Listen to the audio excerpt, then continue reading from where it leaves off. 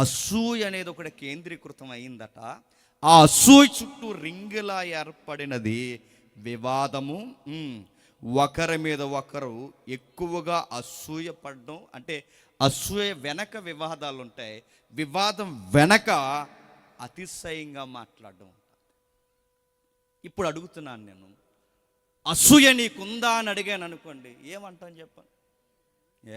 ఊరుకోండి, మాకెందుకుంటా, విశాల హృదయం అండి మాది, మాకంత మంచోళ్ళు మా వీధిలో లేరు తెలుసా అంటాం.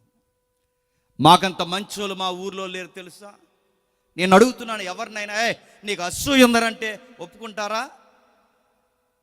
నేనంటే ఒప్పుకుంటారు, నువ్వు నన్నంటే ఒప్పుకుంటావా? ఎవరు ఒప్పుకో. అందుకే ఇది ఉందో లేదో తెలియాలంటే అది ఏ టెస్ట్లో దొరుకుద్ది, అది ఏ పరీక్ష నాళికలో దొరుకుద్ది. నీకు నాకు ఒకవేళ ఇది ఉంటే ప్రమాదం, అంటే ప్రమాదం ఏంటి? పరలోకమే ఉండదు సుమా. ప్రమాదమే కాదు, దేవునికి పూర్తి విరుద్ధము.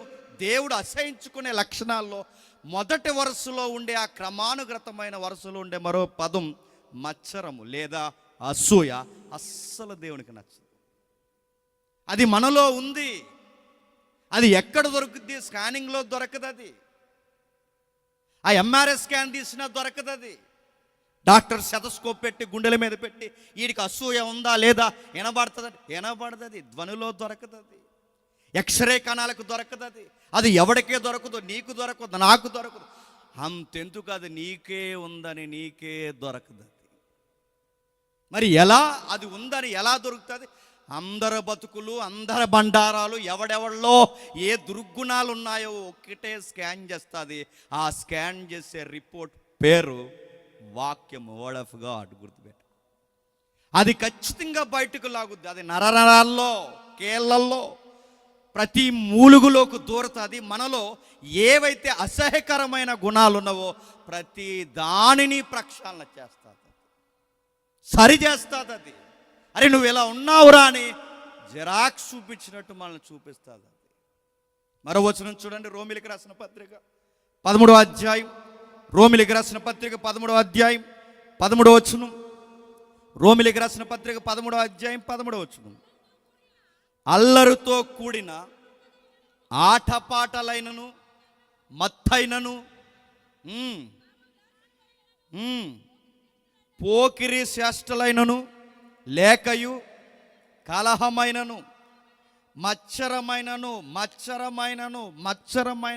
మచ్చరానికి పర్యాయం, అసూయకి పర్యాయ పదం మచ్చరం అసూయ. మనలో ఏముండకూడదు? అసూయ ఉండకూడదు. మనలో పరిశుద్ధాత్ముడు ఉంటే ఏముండకూడదు?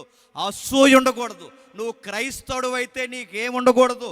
అసూయ ఉండకూడదు. నువ్వు దేవుని కుమారుడవైతే, సంఘ సభ్యుడవైతే నీకు మచ్చరం ఉండకూడదు. ఉందో లేదో మాకు ఎలా తెలుస్తుందంటే వాక్యమే చెప్పేస్తుంది. ఊహించి చెప్పారో, కథ చెప్పారో, ట్రెడిషనల్గా వచ్చిందో, పెద్దలు చమత్కారంగా అన్నారో నాకు తెలియదు, కానీ ఒక ఉదాహరణ మాత్రం చెప్పారు. అది మీకు తెలిసిన ఉదాహరణ. ఏంటా ఉదాహరణ అంటే, ఇంటర్నేషనల్ ఫెస్టివల్ ఒకటి జరుగుతుందంట. చాలామంది పెద్దవాళ్ళు చెప్తారే ఉదాహరణ. అది జరిగిందో జరగలేదో ఓహో నాకు తెలియదు, కానీ కంటెంట్ బాగుంది. ఇంటర్నేషనల్ ఫెస్ట్ జరుగుతున్నప్పుడు రకరకాల దేశాల అధినేతలు వస్తున్నారు, ప్రజలు వస్తున్నారు, ఫారినర్స్, ఎవరైతే ఇండియన్స్ ఇంకా ఎవరైతే ఉన్నారో అన్ని రకాల వాళ్ళు వస్తున్నారు. ఒక సెంట్రల్ ఏరియా చూసి ఇంటర్నేషనల్ ఫెస్టివల్ స్టార్ట్ చేశారు. ఫెస్టివల్లో అట్రాక్షన్ ఏంటి సార్ అంటే, కొత్త బట్టలు కాదు, ఎప్పుడూ చూడలేని అరుదైన జీవులను తెచ్చిపెట్టారు. ఇవేంటి సార్, ఇవి ఆస్ట్రేలియా కొంగలయ్యి అన్నారు. ఇవేంటి సార్ అంటే, ఇవిదిగో శ్రీలంక తొండలు ఇవి అన్నారు. అవేంటి సార్ అంటే, అది ఫలానాది. ఇదేంటది, ఇది ఫలానాది. అన్నిటినీ తీసుకొచ్చారు. కొన్నాటికి మెసేజ్ పెట్టారు. ఎందుకంటే మళ్ళీ ఫెస్టివల్ ఎగిరిపోతే జనాలు ఒకటి తొక్కేసుకుంటాడుగా. క్రిమికీటకాలు లాంటి ప్రతి జీవిని పెట్టారు, అన్నిటినీ పెట్టారు, మెస్సలు పెట్టారు. కొన్నాటికి గ్లాసు బౌల్స్ పెట్టి వాటి మీద క్యాప్ పెట్టారు, మూత పెట్టారు. అన్నీ పెట్టారు, కానీ ఒకదానికి మాత్రం మూత ఎట్టలేదు. ఆ జీకే బిట్ మీకు తెలుసు, చెప్పండి. పీతలు. అన్నీ తెచ్చారు కానీ అన్నిటికీ మెస్సులు పెట్టారు, అడ్లు పెట్టారు, అన్నిటికీ పెట్టారు. దీనికి మాత్రం పెట్టలేదు. ఇంటర్నేషనల్ ఫెస్టివల్లో డిస్కషన్ జరుగుతుంది. అరే ఆ జీవులకి అడ్డుంది, ఈ జీవులకి అడ్డుంది, అన్నిటికీ అడ్డుంది, ఈ పీతలకు అడ్డు పెట్టలేదు ఏంటి వయ్యమ్మా అన్నారు. అప్పుడు ఆన్సర్ చెప్పారు, ఏ అంటే దానికి ఎందుకు పెట్టలేదంటే అవి ఇండియా పీతలు అన్నారు. ఏ ఇండియా పీతలకైతే పెట్టరంటే పెట్టాల్సిన అవసరం లేదు.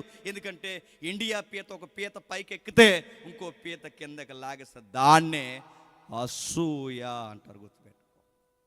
ఇది జరిగిందా జరగలేదా కాదు. ఇండియాలో లేదా మన యొక్క నాగరికతల్లో, మన కల్చర్లో, మనకి నరనరాల్లో పిల్లలు పెద్దలకు అందరికీ ఇమిడిపోయింది ఏంటో తెలుసా? ఒకడు బాగుంటే మన కళ్ళు పచ్చగా అయిపోతాయి, ఒకటి ఎదిగితే మనకు నచ్చదు. మనకున్న దరిద్రపు గుణం ఏంటో తెలుసా? మనకి దగ్గరగా ఉన్న వాళ్ళు బాగున్నా మనకు నచ్చదు. కేటగిరీస్ ఉన్నాయి, చెబుతాను. ఆశ్చర్యపడకండి, తిట్టుకోకండి. నా మనసులో ఎవరు లేరు, గుణాలు చెబుతున్నాను వినండి. ఎవరిలో ఉంటాయి సార్ అంటే క్లోజ్ ఫ్రెండ్స్లో ఉంటాయి. తెలుసా? ఈడు ఎవడి మీద అసూయ పడతాడంటే క్లోజ్ ఫ్రెండ్ మీదే. అదేంటి అలా పడతారంటే పడతారు. మరొక మిరాకిల్ ఏంటో తెలుసా? పక్కన కూర్చుని ఆరాధన గీతలు పాడిన, వర్షిప్ చేసిన తోటి విశ్వాసుల మధ్య అసూయ ఉంటుందని నమ్మగలరా? కలిసి వస్తారు చర్చికి, వెళ్ళేటప్పుడు అసూయ పడుతూ వెళ్ళిపోతారు. వీళ్ళు కలిసే వస్తారు, కలిసే ఉంటారు. ఏంటన్నా మొదటే వచ్చేస్తారు, అంతా ఉంటారు. కానీ వాళ్ళిద్దరి మధ్య పడదంటే మీరు నమ్మగలరు. కానీ అది బయటికి తెలియదు. నవ్వుతారు పైకి, అలాగా భోంచేసావా అని. ఫ్రెండ్స్ మధ్య ఉంటుంది, బిలీవర్స్ మధ్య ఉంటుంది. నెక్స్ట్ ఆశ్చర్యకరమైన మాట, సేవకుల మధ్య ఉంటుంది. తెలుసా? సేవకుల మధ్య కూడా ఉంటుంది. ఎలా ఉంటుందంటే ఎప్పుడైనా సేవకుల సదస్సుకి వెళ్ళి చూడండి, తెలుస్తుంది. అందరిని అంటలు వెళ్ళండి, మళ్ళీ ఇదో గొడవ. కొందరిని సేవకులు ఉంటా, yes brother, praise Lord brother, praise Lord brother, brother వందనాలు బ్రదర్, ప్రైజ్ లాడ్ బ్రదర్ అని షేక్ ఇస్తారు. కానీ అర్థమవుతుంది అది మనస్ఫూర్తిగా ఇచ్చిన షేక్ హ్యాండ్ కాదు అని. హగ్గిస్తారు కానీ అది మనస్ఫూర్తిగా ఇచ్చింది కాదు. అది స్నేహం మధ్య ఉంది, విశ్వాసుల మధ్య ఉంది. అక్కడ వరకు ఎందుకండి, అన్నదమ్ముల మధ్య కూడా ఉంది. ఒకే అమ్మకు పుట్టినోళ్ళు, ఒకే గర్భానికి పుట్టినోళ్ళు, వీళ్ళందరికీ గుణాలు ఉంటాయంటే ఉన్నాయి. అది నాకుంది, అసూయ నాకుంది అని ఎలా తెలుస్తుందంటే, ఎలా తెలుస్తుంది తెలుసా? మన కూడా తిరిగిన వాళ్ళు సడన్గా కారుగా అన్నారు అనుకోండి, చెప్పండి, స్టార్ట్ అవుద్ది. చెప్పండి, నిన్నే పిలుస్తాడు ఫ్రెండ్ అని, నిన్నే పిలుస్తాడు ఫ్రెండ్, కారు కొన్నాను, మొదటి స్పీడ్ నీకే పెడుతున్నారు రండి అంటే దిగదు. తింటాగానే దిగదు. బాగుందిరా, ఎంత కొన్నావురా, ఈఎంఐ ఎంతరా, అదెంతరా, అన్నీ నైస్గా అడుగుతాం, నవ్వుతాంరా, వెరీ గుడ్ రా, మంచి పని చేసావురా, కొనుక్కున్నావురా అంటాం. కానీ చెప్పండి, కొనేసాడురా అంటాం. ఇంకో విషయం ఏంటి తెలుసా? కారు కొంటే నచ్చదు మనకి, లోపల కవర్ చేస్తాం. ఒకడు బిల్డింగ్ కట్టుకుంటే నచ్చదు మనకి, ఒకరు వస్తువు కొనుక్కుంటే నచ్చదు మనకి. రహస్యం ఏంటో తెలుసా? అది ఉంది అనడానికి ఎక్కువ పెళ్ళిళ్ళలో, ఫంక్షన్లో ఇది బయటెడతారు. చూడండి, తీరి చెబుతాను, తర్వాత వాక్యాలు చూద్దాం. ఫంక్షన్లో జరుగుతుందంటే జరుగుతుంది చూడండి, అప్పటి వరకు బాగానే ఉంటారు, సడన్గా బాగుంటారు, పెళ్ళిలో టకాలను గొడవెట్టేస్తారు. ఎందుకురా గొడవెట్టేశారంటే ఆడికి ఇంపార్టెంట్ ఇవ్వలేదు, ఎవడికో ఇంపార్టెంట్ ఇచ్చారు, ఫోటోకి వచ్చినప్పుడు సరిగా పట్టించుకోలేదు, కనీసం వీడి కెమెరా మనకి చెప్పాలి, అరే మా ఓడి వచ్చాడు గట్టిగా తీరని ఏమి చెప్పలేదు. గొట్టంగాడు గాలిగాడు ఎవడొస్తే ఆడికి మాత్రం వీడు చాలా అడావిడి చేస్తున్నాడు, అందుకే నాకు ఈ గోంగూర నచ్చలేదని గొడవ పెట్టేస్తాడు. అంతే, మొక్క ఏదో గొడవ. ఇక మేము ఎవరో తాలూకు తెలుసా? పెళ్ళికొడుకు తాలూకు ఇక్కడ గొడవ పెట్టేస్తాం. నేను అడుగుతున్నాను, అసూయి పడిపోతారంటే పడిపోతారు. అక్కడ వరకు ఎందుకండి, కొత్త బట్టలు వేసుకుంటే చూసి ఏడిసే అసూయ పరులు ఉంటారంటే నమ్మగలరు. బట్టల మీద పడి ఏడుస్తారండి, చిన్న వస్తువు పెట్టుకుంటే ఏడుస్తారండి, ఆ రోజు మనం అందంగా కనబడితే ఏడుస్తారండి. అరే ఎవర్రంటే అసూయ పరులు అంటే ఎక్కడో ఇతర గ్రహాల్లో ఉన్నారనుకోకండి, చెప్పండి, మన మధ్య ఉన్నారు, మనతోనే ఉన్నారు. ముస్తఫా ముస్తఫా అన్నారు. చెప్పండి, ఇంకా చెప్పండి, ప్రైజులు అంటారు, వందనాలు బ్రదర్ అంటారు, పక్కనే ఉంటాడు, కానీ వాళ్ళ లోపల నూరెత్తాడు.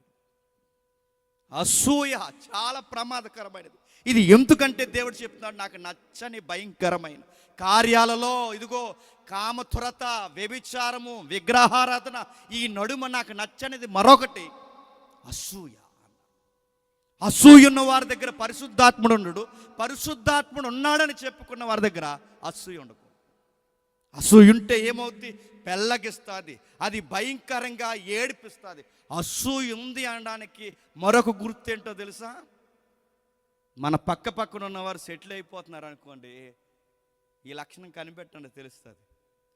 కోపం వచ్చేస్తుంటుంది తెలుసా? కోపం, ఆ ప్రెస్టేషన్ ఎలా తీర్చుకోవాలో మనకు అర్థమవుతుంది. దానికి ఏదో కారణం ఎదుర్కొంటాం. ఆ కోపం వచ్చేసి ఆ కోపంలో ఇప్పుడు పెళ్ళికొడుకు తోటి పెళ్ళికొడుకులు ఉంటారు కానీ అదే ముందోడిని ఏమంటారు? ఇప్పుడు చిన్నవాళ్ళు అనుకోండి, పెద్దల్లుడు ఉన్నాడు అనుకోండి, తోడల్డు ఈ తోడల్డు ఉన్నాడు, పెద్దల్లుడు ఉన్నాడు అనుకోండి, పెద్దోడికి ముందే అయిపోయింది. పెద్దల్లుడు కన్నా చిన్నోడికి ఎక్కువ బాగా అడావుడిగా పెళ్లి చేస్తున్నారు అనుకోండి, పెద్దోడికి ఎలా ఉంటుంది చెప్పండి? అసూయ కాదు, నెక్స్ట్ స్టేజ్ ఉంది చెప్పండి, కోపం. ఇప్పుడు ఆ కోపాన్ని ఎలా కోపం వచ్చేస్తాడికి, ఎలా చేస్తున్నారా, నాకు కనీసం సూటే ఎట్టలేదురా మీరు, నాకు కనీసం షూటింగే పెట్టలేదురా మీరు, నాకు ఇంత చేయలేదు, వీడికి వస్తే ఈ తూరేగల గడికి ఇంత చేస్తున్నారు మీరు, నాకు మాత్రం ఏం ఇది లోపల ఉంటుంది, అది బయటికి చెప్పడు. నాకు ఇంత చేయలేదు, ఆడికి ఇంత చేస్తున్నారు, ఇది బయటికి చెప్పడు. మరి ఏం చేస్తాడు? అది లోపల పెట్టుకుని కాజ్ ఎదుగుతాడు. కాజ్ అంటే కారణం ఎదుగుతాడు. ఏ కారణం దొరుకుతుందని ఆ కారణాన్ని ఒక్కటే పాయింట్ అవుట్ చేసి, కనీసం పెద్దలుడు అనే గౌరవం లేకుండా నాకు టైంకి అన్నం పెట్టలేదు, ఈ పెళ్ళి వద్దు, మీ సుట్టరేకం వద్దు, ఏమి వద్దు, నేను వెళ్ళిపోతున్నాను, ఆటో ఎక్కే అని చెప్తాడు. ఆవిడకి అంతే, వస్తా ఉంటా మీ బావ దగ్గర అని చెప్తాడు. ఉండిపో అంటే ఇది ఎలా వస్తుంది? అసూయ అంటే అసూయ ఎక్కువైపోతే నెక్స్ట్ స్టేజ్ అంటే చెప్పిన కోపం వచ్చేస్తుంటుంది. ఆ కోపంలో ఎలా పడితే అలా మాట్లాడతాం, ఇష్టానుసారంగా మాటలు ఇసిరేస్తాం. పెద్దోడా, చిన్నోడా, మామ, మరిద, అత్త, అమ్మ, ఇంకేం కనబడదు. ఆ కోపంలో ఎంత అనేయాలి, ఎందుకంటే ఆ ఉక్రోసం బయట పెట్టేయాలి, తట్టుకోలేకపోతుంటాం. ఈ అసూయకుండే లక్షణాలు